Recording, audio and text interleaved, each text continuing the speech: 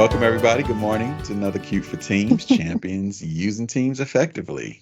We have myself, Ricardo, and Stacy here to geek out with you.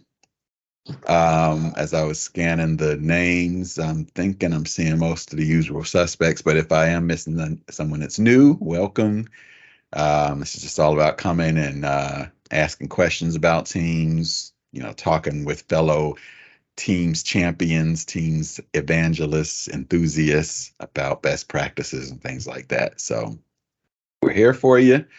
You can use chat or come off mute, and we'll do our best to take any questions. Before I kind of just open it wide open, again, we're episode 87 or whatever, and here in 2023.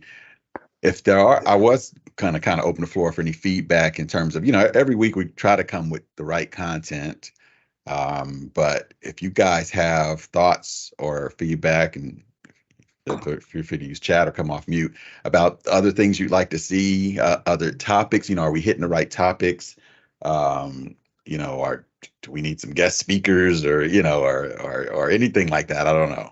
But certainly open to feedback. We want this to be valuable to you.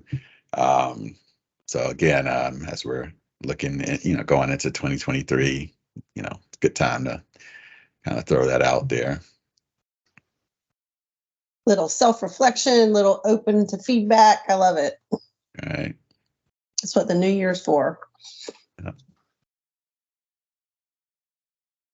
Yeah, so definitely, however you want to give us that feedback, that's cool. Other than that, anybody come with a burning question or comment or thought they wanted to kick us off with? See a comment about a real-time translation demo. And so I know that I'm feeling that question is in regards to what's kind of been recently released, and I think part of Teams Premium, I believe, right? Now, and Stacy, so I know real-time translation, I guess maybe in live events. I mean, that's been around for a minute, right? So what we're seeing today, because I have a video actually on teamworkcowbell.com.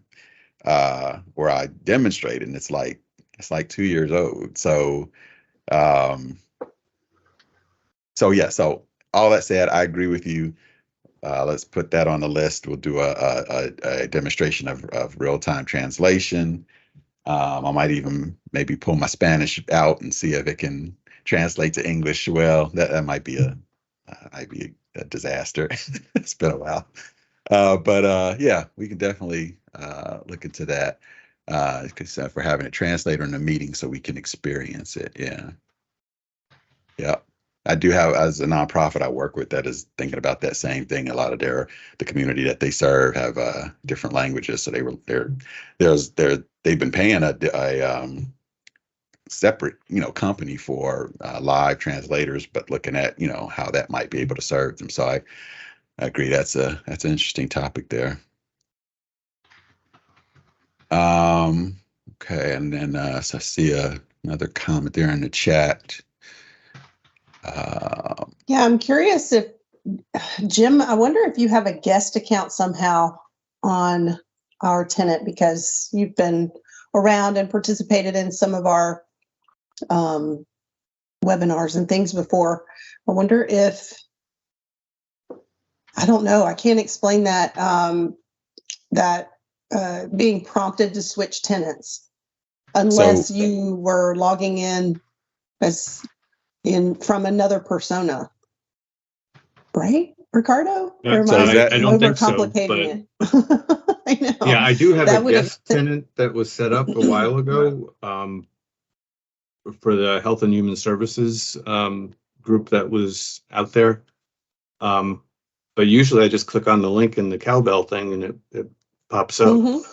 Okay, so right, which would be what we would want you to experience. Okay. I'm sorry, Ricardo. I do think, yeah, go ahead. The only thing I was thinking is I do know that I have recently seen the message about this meeting is in another tenant. Do you want to switch? So that functionality is new. I thought it was more internal, maybe that's something that's rolling out. Maybe that's something that's out on the roadmap. But I have seen that message where it asks me, and I actually like it because just like we're saying, I have a guest account in the meeting that I'm trying to join. There are some benefits to me joining that meeting as a guest versus as a Microsoft tenant. So I love that it asked me. And I'm wondering if that's what you're seeing now when you're saying doing so indicated I had been locked out by my admin and then rebooting and then you didn't get the message. That's the weird part there. But No, I have, in rebooting, I did get the message. I opted because of the sake of time. It was already 11 o'clock. Okay. So I chose the don't switch. Okay. So at least from my experience, that is by design, and it may be a design that is rolling out because I see that when I join meetings and other tenants today as well. Again, like I said, I think it's a good one. It kind of reminds you because unless you're paying attention to the organizer of the meeting you're joining, and you know, you guys probably like us, just meeting after meeting. And so it's a nice reminder to me that I am joining a customer meeting versus an internal meeting. And then it gives me that option of switching. So I kind of like it, but it sounds like it just kind of snuck up on you there. Yeah, no, I like it. It's a good functionality. The concerning part was the being locked out. Yeah. I wasn't sure if I had missed a memo or something. Yeah. Always So- welcome, Jim. Yeah. So let me speak on that for a second, because I've got other experience with this whole guest concept in a meeting as well. So one thing you should consider in your org is what is your default setting regarding your guests? Because I think that by default, if you were to do nothing, your typical meeting is set for in org and guests. I forget how it's worded, whether it says trusted accounts or something like that. But in org and guests are able often to come in without hitting the lobby. So that, you know, which is usually probably what people want. I had an experience where I joined a customer meeting where they actually were trying to have a conversation prior to the vendor, or in this case us, coming in. I had a guest account in that tenant though, and I got right in, right? And I actually had to explain to them after, there was no security. Teams didn't fail you here in terms of keeping out an unwanted person. You currently have it set to, allow me as a guest account to come in that way. So I say all that to say, if your org does prefer only the organizational people to have that ability, right? You would want to change that setting, on your meetings. So it just kind of depends on the relationship you have with those guest accounts. If they're fully trusted and can just kind of do whatever, then you're probably good. But that's something to keep in mind. It also means, for instance, some customer meetings, it means I like it in that I can silently join a meeting because it lets me in, versus if I try to join from my tenant, then I hit the lobby and, that's in front of everybody. Somebody's got to admit me. So that, to me, that's a little nuance that maybe not everybody kind of realizes. This guest account concept does come with some benefits, and the fact that org has said, I trust you. Here's a guest account. I think we've in this call shown that chart of what guests can and can't do, and certainly they can't do everything. But joining a meeting without the lobby is one of the things they can do if you were to use the default settings. I don't know if anybody else has had an experience, with that guest account concept. I see Eric. Did you have a follow up on that one? Yeah, I'm actually wondering if the error or the message that he got that says been locked out by my admin is from the Microsoft end. The Microsoft admin has locked out the guest account, because I think all of us that have a guest account with Microsoft get that same message. So we would have to rely on Microsoft's tenant admins or team administrators to identify, well, did they turn off guest access? right? We still have the guest account, but I think we're all blocked or locked out by Microsoft being the admin. Well, and it could be that your guest account was created when you had access to a team, and perhaps that team has expired, right? And then your guest access would technically go stale, right? And it would need you to be added to another active team in order to maintain that guest account status. That actually is probably likely, especially for those of you who have been around for a while with state and local government, because we've had communities in place for a while. And some of those over fiscal years, they can go stale and be recreated. And we migrate group counts and those kinds of things to make sure that people stay connected in communities that are, have those long histories. But sometimes they're brief processes. So just throwing that out there as well. Yeah. If you were in a team participating in a community, and then that community has since become or fall into our expiration policy here at Microsoft, that could be at play. And that's what I would add on to this as well.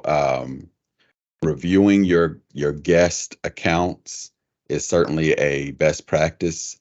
So you and your org, it is very easy, and the system will certainly allow you to have guest accounts out there that you create and they just exist forever.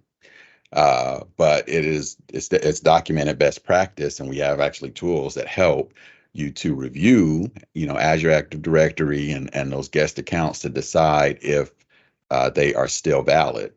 Yep. And so when you're talking about joining a Microsoft meeting, we certainly have not just human review, but automated reviews in place. So we get messages all the time about stale teams, and is this team still accurate? Is it still comply? Are the members of this team still relevant? Hit the button to confirm, or otherwise we'll delete. So whatever, I would not be surprised if Microsoft booted out a guest account if it in any way looked stale or old. But with all that said, that is good practice for any org, right? And not just the Teams thing, but having an account, that what do they call it? Lowest privilege kind of thing, right? I mean, an account that's just sitting out there for no reason is a risk, of course. And so that's another good best practice for us Teams folks is regularly reviewing your teams, making sure the membership you expect in a team is correct, the guests that are there are correct, and so forth. Tim, I see your hand. You got to follow on that. Yeah, I'm just seeing a totally different experience today. I'm in on a browser on one machine, and I went over to a totally separate machine where I came in on the Teams desktop app. And when I used to join these, I would see the full Teams screen, and I'm not seeing any of that today. So I don't know, this may be relevant to what we're saying. I can't, for instance, I don't see my profile picture. I can't click on it and see what account I'm logged into. I don't see the left rail at all. I just see your screenshot. So I don't know if something's changed on the Microsoft end as far as what it's, so just throw that out. I don't know if others are seeing that, but there's something different. And one other thing I would add is I generally come in on the browser, and last week when I came in on the browser with a Microsoft account, the call controls are up in the upper right corner like they are on the desktop app. Today, they're back down in the center part like they are for us in our GCC environment. So something seems to be moving around a little bit. We are uncovering design things as they happen, I guess. So Tim, you're logged into this meeting today via your Microsoft account or your normal tenant account? It's Microsoft.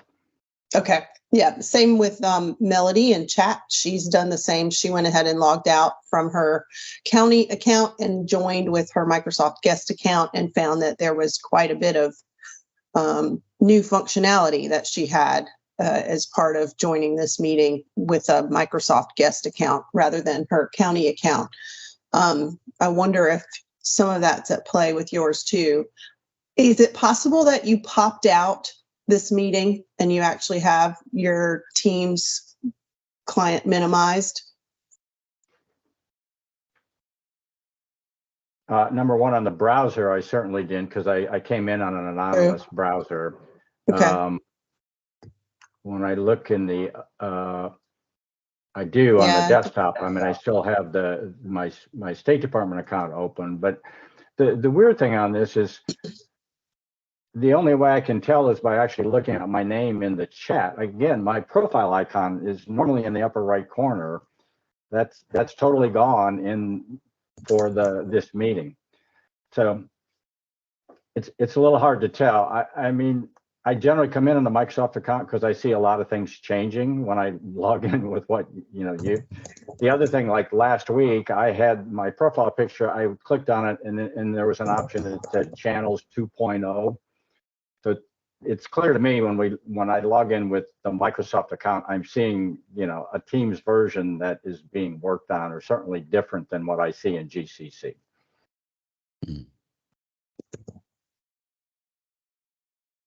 I don't know if others have the same experience, but yeah, I would also say if you have and that's one of my troubleshooting steps. If you have switched tenants, maybe today because of this, or recently, whenever I switch tenants and come back to my home tenant, I do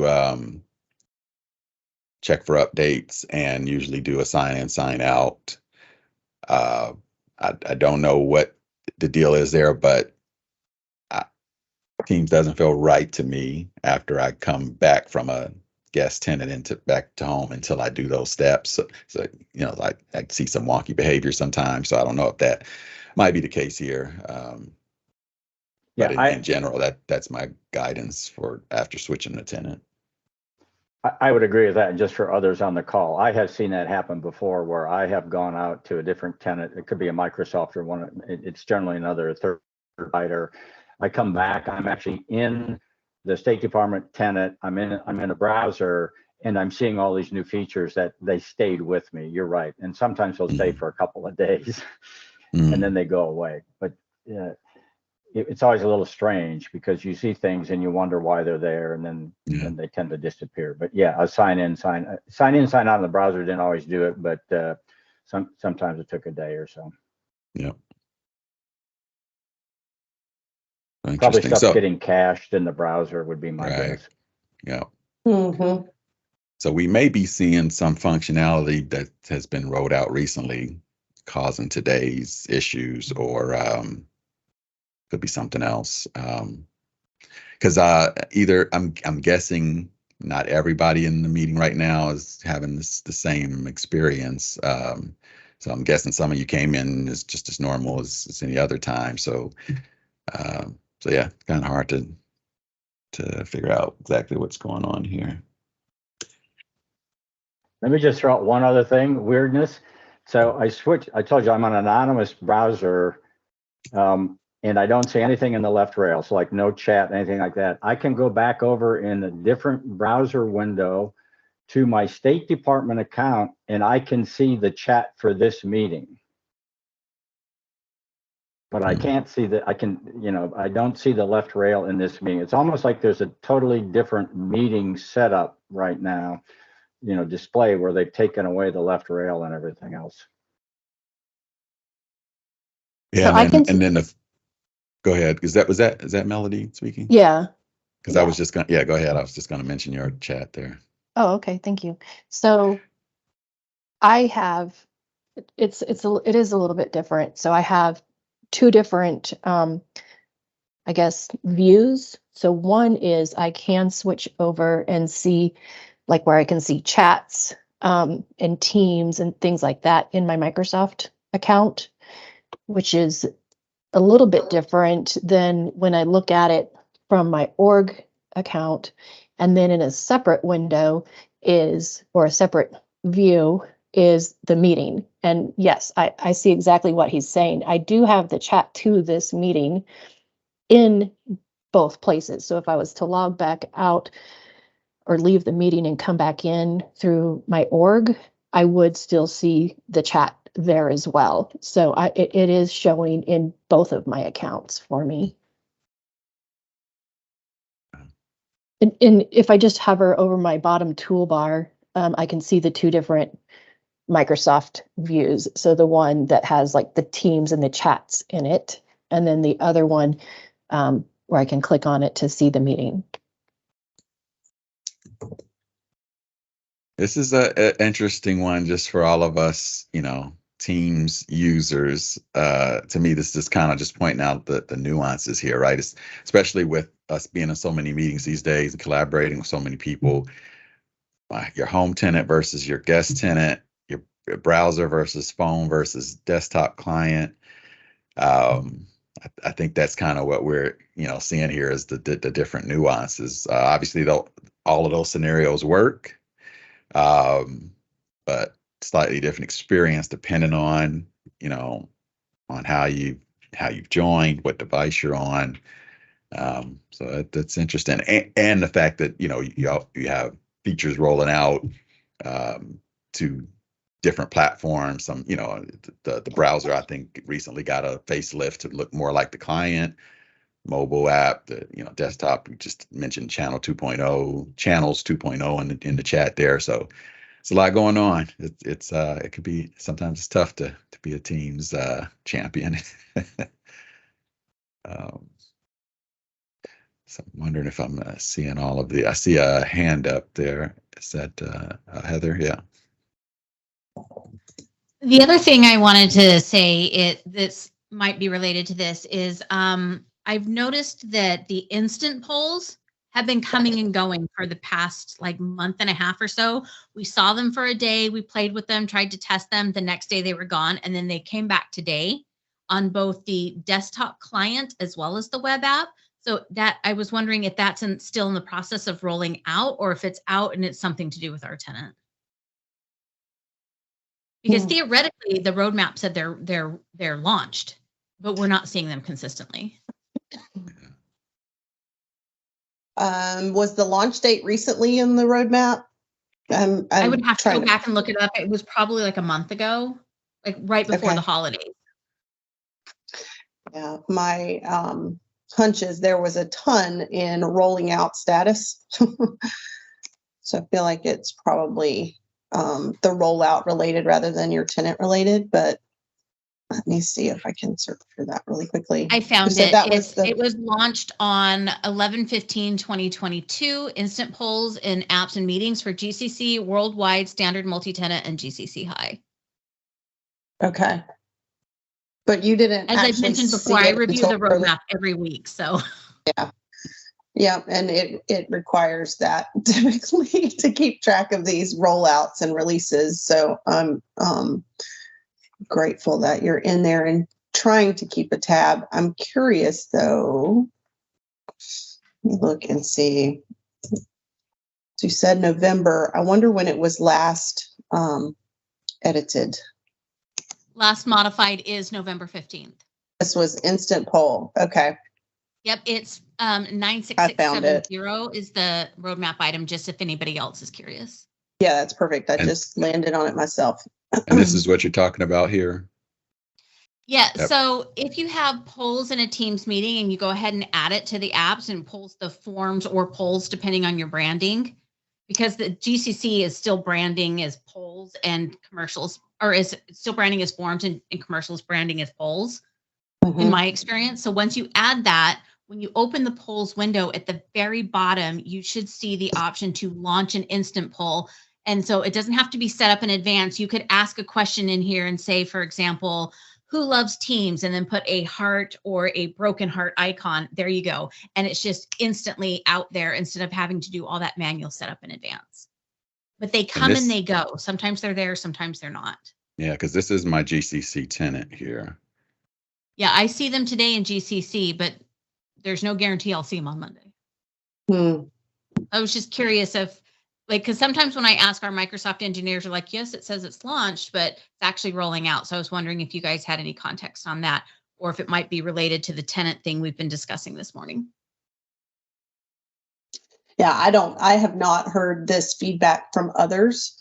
But I don't know, my hunch is that it's probably connected with some other features that are launching. So even if it's not this particular feature launch that's making it here today, gone tomorrow, and then back again the next day, it could be that it's connected with some other releases and other feature improvements that are coming, and therefore it's in and out. I mean, I can see in the roadmap there are several other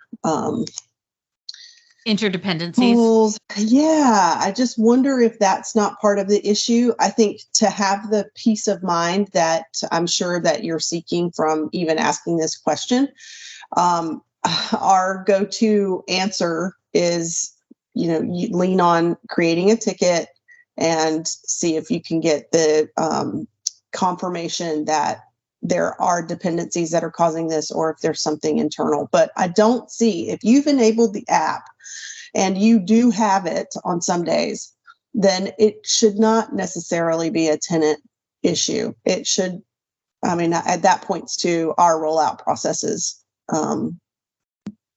being at the crux of the matter. I mean, Ricardo, what's your take? Are you leaning the same way, or do you have another thought? Yeah, I think so. I mean, with a November post, I mean, I feel like it should be, a little more stable. But because the other thing in my mind was, it was at least in the last 30 days, I'd seen someone talking about still seeing forms there versus polls. I know the meeting poll, which I know is unrelated, but that's getting updated in Outlook, in Outlook Web. And so there's a lot going on from a polls perspective. And so, yeah, I agree with you. It's just maybe a lot of interdependencies happening with this rollout.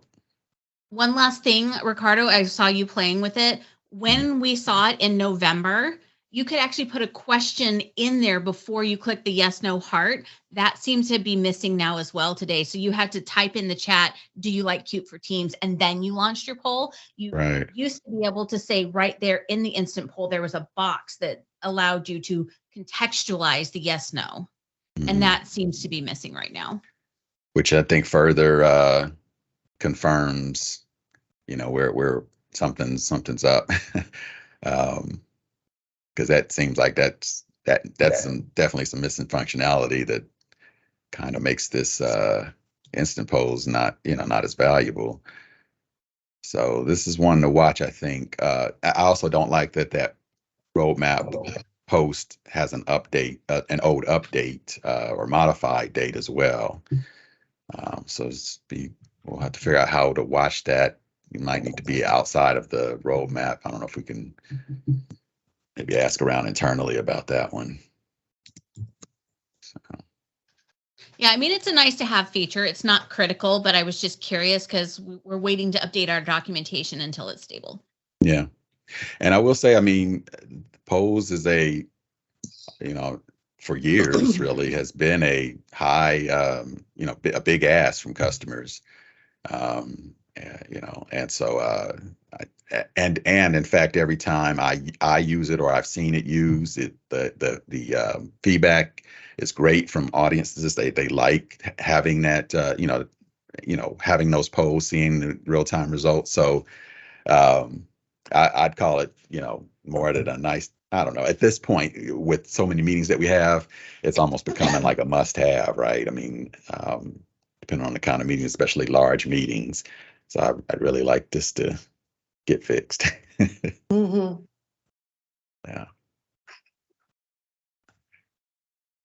Well, there was, for those that are watching on demand, there was a lot of healthy chat going on. I don't even think I caught up with it all.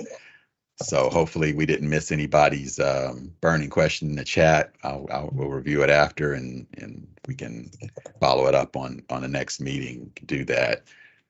But it's great that there's a lot of collaboration today. Hopefully everybody knows how to reach us between meetings. Again, and anything we can do to prepare future meetings for your needs, just let us know. But other than that, glad we're at time here. Glad everybody was able to join. Last call for any final comments. Otherwise, have a great weekend. Thanks for joining. We'll see you next week. Thanks for watching. Be sure to like and subscribe and check out the blog for more content.